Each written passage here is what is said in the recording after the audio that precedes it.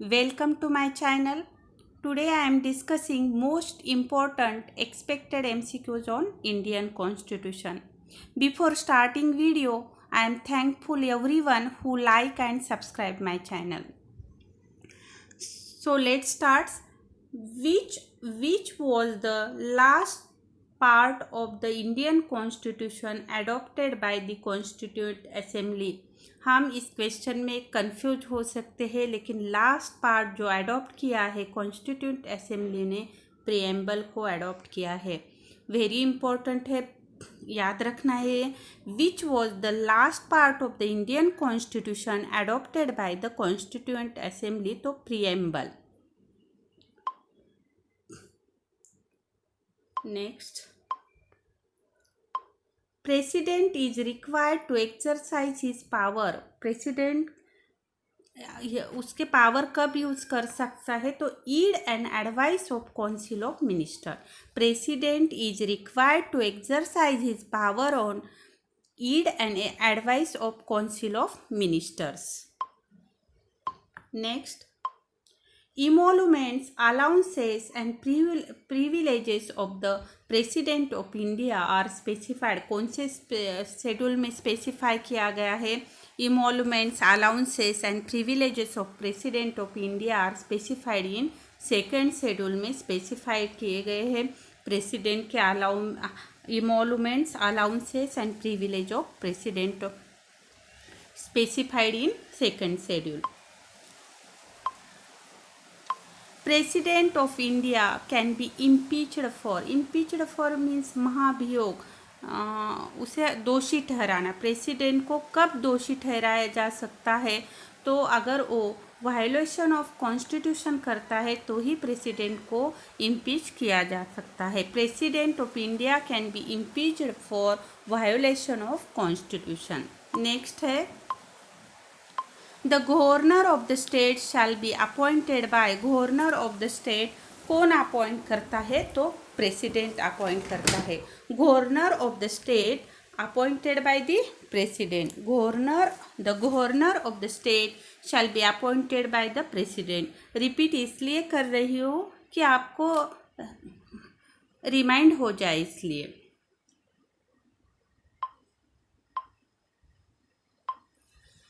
Who was the power to appoint joint public service commission for two or more state? कौन appoint कर सकता है joint public service commission for two or more state?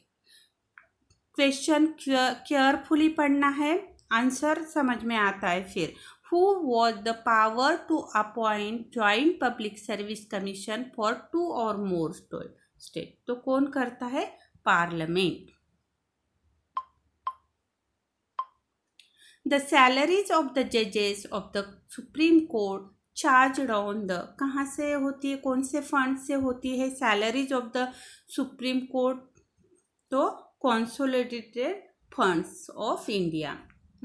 The salaries of the judges of the Supreme Court charged on the consolidated funds of India.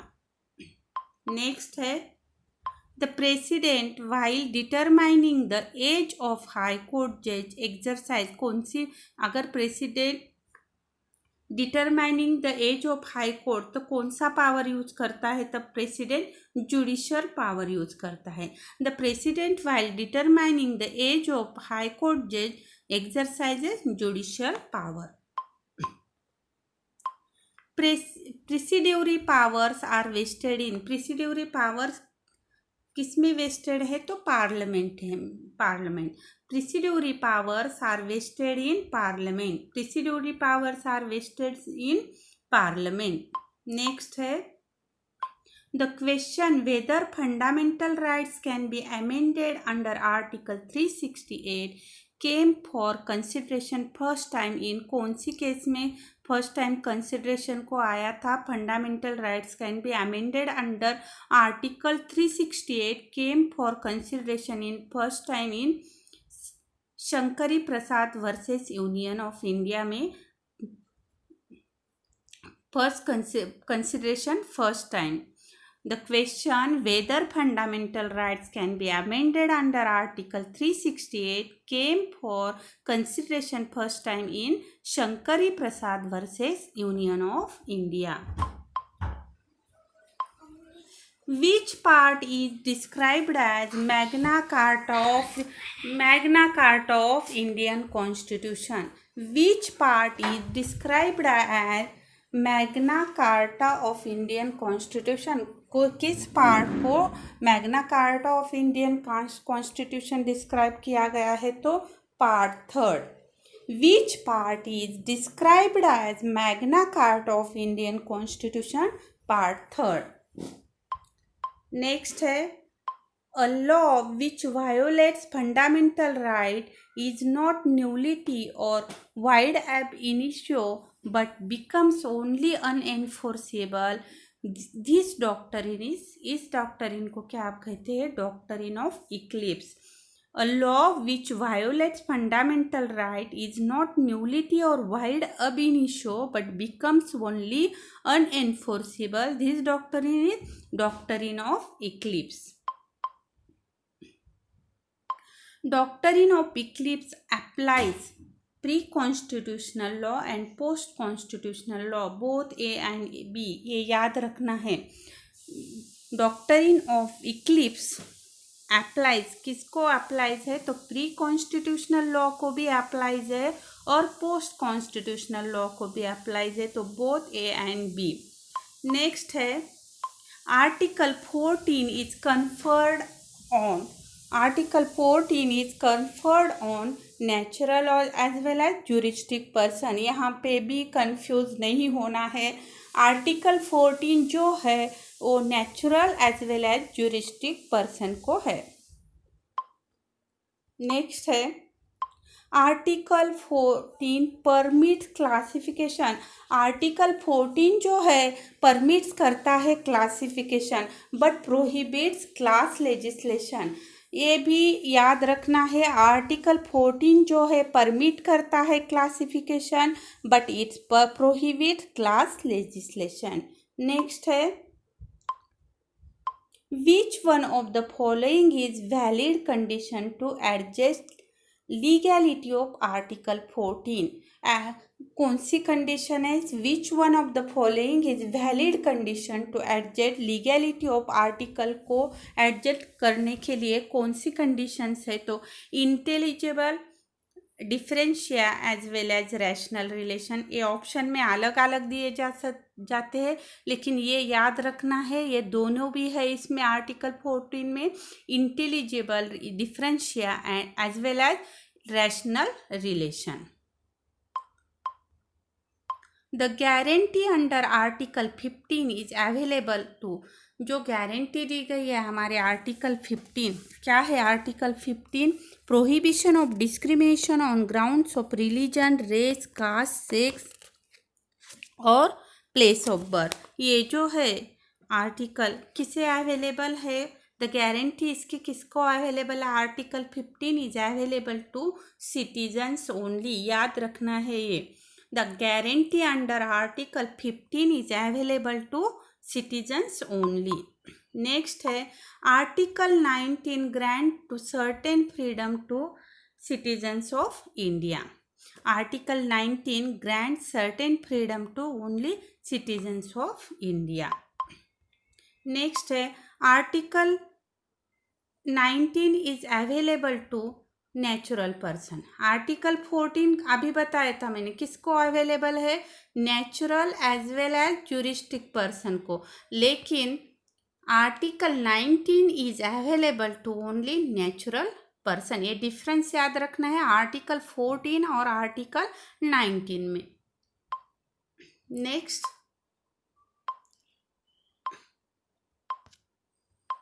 Article 20 and 22 of the Constitution of India provides protection again। Protection देता है article 20 और 22 किस किस? Ex post facto laws, double jeopardy, prohibition against self incrimination. तो ये all the above options है। Article 20 and 22 of the constitution of India provides protection against, तो किसको प्रोटेक्शन देते हैं ये article? Ex post facto laws, double jeopardy, prohibition against self incrimination. All the above options आएंगे इसके में। Next, in which of the following case is secularism held as the basic feature of Indian Constitution? ये case law याद रखना है। in which case the secularism किस case में held, in which of the following case is secularism held as basic feature of Indian Constitution? के secularism को basic feature माना गया था, तो कौन सी केस में माना गया था? S R Bommai versus union of India. Important case law है, याद रखना है। In which of the following case in secularism held as a basic feature of Indian constitution? तो S R Bommai versus union of India. Next, the framers of the constitution borrowed the idea of judicial review from, idea of judicial जो review है तो को कहाँ से ली गई है? तो यूएसए से ली गई है। The framers of the constitution borrowed the idea of judicial review, याद रखना है, इम्पोर्टेंट है ये। जुडिशियल रिव्यू कहाँ से ली गई है ये आइडिया? तो यूएसए से ली गई है। Which of the following are federal features of our constitution? तो फेडरल कॉन्स्टिट्यूशन फीचर्स कौन से है? Supremacy of constitution, rigid constitution, independent judiciary, all the above. ये जो ऑल ऑप्शंस है ये पूरे ऑप्शंस फेडरल फीचर्स है। Which of the following are federal features of our constitution? तो supremacy of the constitution, rigid constitution, independent judiciary, all the above. ये जो features है ये सब फेडरल फीचर्स है। Next, disputes regarding the election of president of India are decided by, कौन decide करता है अगर डिस्प्यूट होता है regarding to election of the president of India? तो decide by the supreme court of India, decide by the supreme court of the India. Which law officer hold the right to speak, किसे अधिकार है right to speak in both the houses of parliament? कौन बोल सकता है? Which law officer, कौन? Which law officer hold the right to speak in both the houses of the parliament? तो attorney general of India.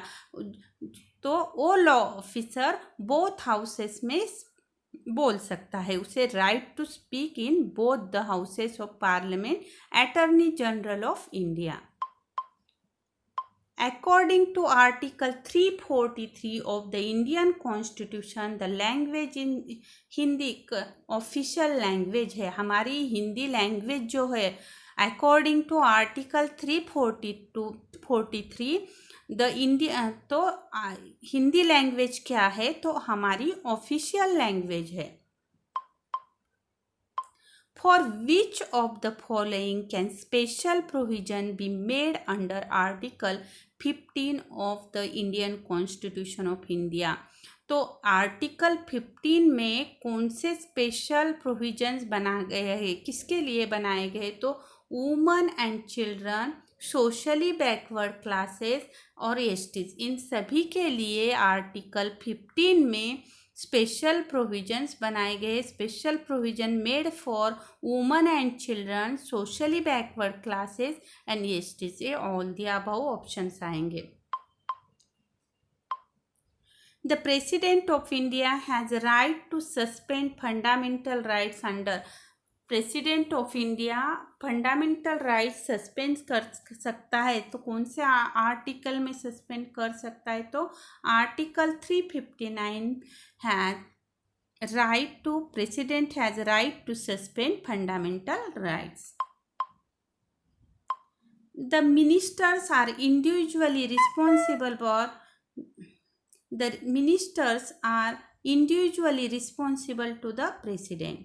तो ministers are individually किसको responsible होंगे? तो द प्रेसिडेंट को. Who acts as the chancellor of state university? State universities का chancellor कौन होता है? Who acts as the chancellor of state universities? तो गवर्नर. नेक्स्ट है the word justice in the form of social, economic and political justice present in the preamble has taken from.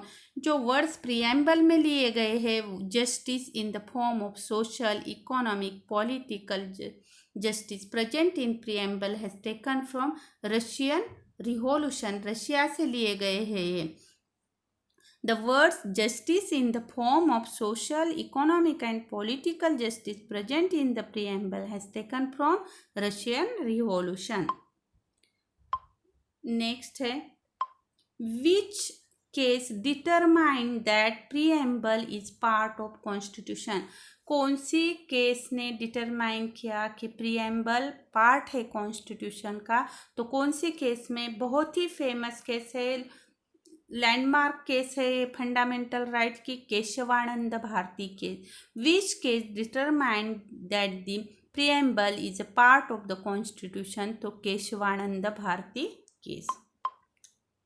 Which of the following cases is related to constitutionality of right to death in which it was held that right to life does not include right to die? बहुत important case है ये, जो इसमें कहा गया constitutionality of right to death in which it was held that right to life does not include. तो right to life में right to die include नहीं होता. कौन से केस लॉ में बताया गया है right to die is not include in right to life? Article 21 में कौन सा इंक्लूड नहीं है? Right to die. Gian Kaur versus state of Punjab. Gyan Kaur versus State of Punjab. Who had the final power to maintain order within the House of People? किसे power है maintain order in the house of people? तो speaker को power है. Who had the final power to maintain order within the House of People? तो speaker. Next है who is known as the sculptor of the Constitution of India? Constitution को किसने known as sculptor किसे कहा जाता है हमारे इंडियन कॉन्स्टिट्यूशन का? तो B.R. आम्बेडकर को कहा जाता है. Doctrine of Eclipse important cases है, इस पे बहुत बार मैच द फॉलोइंग में आते हैं. अगर तुम्हें इसमें से कुछ ये चारों भी कर लिए तो आपको मैच द फॉलोइंग सॉल्व हो जाएंगे. बहुत ही इम्पोर्टेंट है ये case law. Doctrine of eclipse पे है Bhikaji versus state of MP. Doctrine of severability Bombay versus FN Balsara. Doctrine of severability FN Balsara. Doctrine of, यहाँ पे स्पेस नहीं है sorry, doctrine of waiver Basheshwarnath versus income tax commissioner. Doctrine of pith and substance RMDC versus union of India. Repeat करती हूँ, बहुत ही important cases है ये doctrine पे, सभी डॉक्ट्रिन पे. Doctrine of eclipse Bhikaji. Doctrine of severability Balsara. Doctrine of waiver बासेश्वरनाथ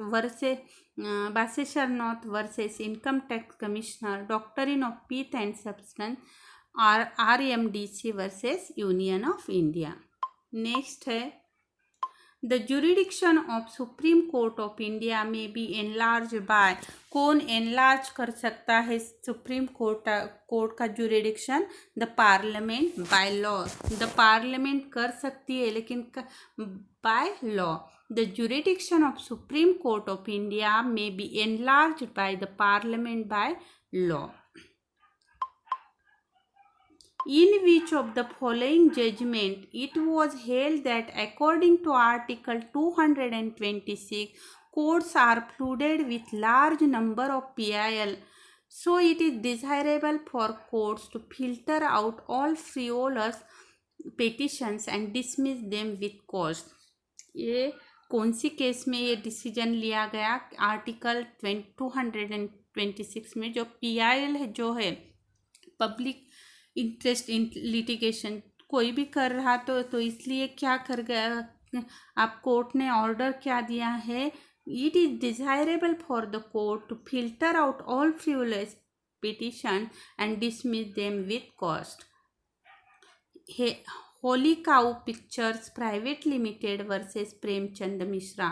Holi Cow Pictures Private Limited versus Premchand Mishra.